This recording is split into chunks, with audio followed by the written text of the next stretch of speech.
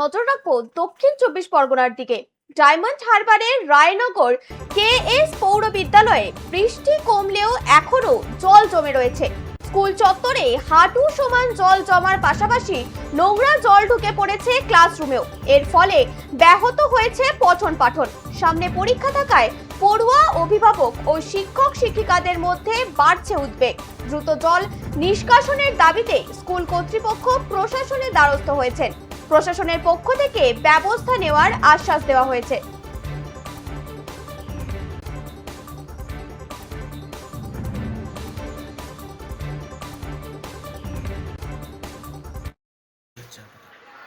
সমস্যা বলতে গেলে সমস্যা দীর্ঘদিনের সমস্যা।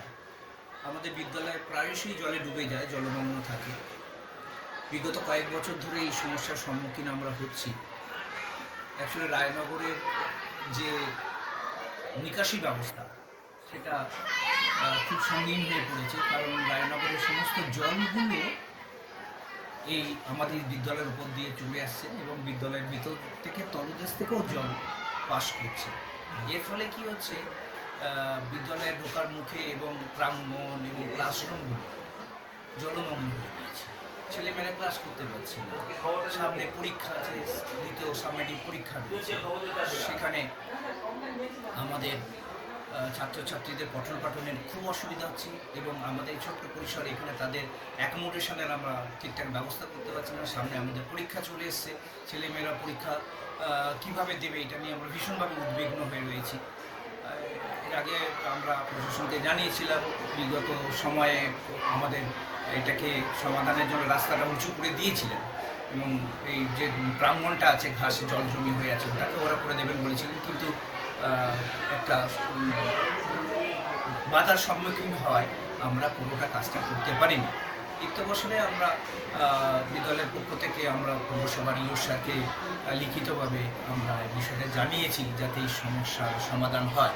তিনি খুব আন্তরিকতার সঙ্গে বিষয়টা শুনেছেন এবং উনি বলেছেন আমাদের ডায়মন্ড হারবার প্রশাসক স্যারের সাথে কথা বলবেন এবং পরবর্তীতে ডিএম স্যারের সাথে কথা বলে কিভাবে এই সমস্যার সমাধানটা করা যায় তিনি এই বিষয়ে উদ্যোগ নেবেন আমাদেরকে জানিয়েছেন।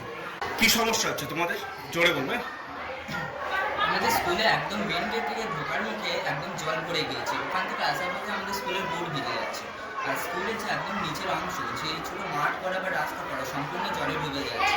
তাছাড়া নিচের ডান দিকে যে বারান্দা, ওখানে তো গোটা বারান্দায় ডুবে গেছে এদিক থেকে ওদিক, আর নিচের 3টে ক্লাসে ছাত্রছাত্রীরা বুঝতে পারছে না, ক্লাসে পর্যন্ত জল ঢুকে গিয়েছে। বেঞ্চিতে প্রচুর জল জমছে। সামনে তোমাদের পরীক্ষা, সামনে আমাদের পরীক্ষা চলছে, এখানে আমাদের শ্রেণীকক্ষ কম পড়ে যাচ্ছে, আমরা পরীক্ষাও দিতে পারবো না, যেহেতু বসারই অসুবিধা হচ্ছে। আমাদের 3 ক্লাস কম পড়ে যাচ্ছে।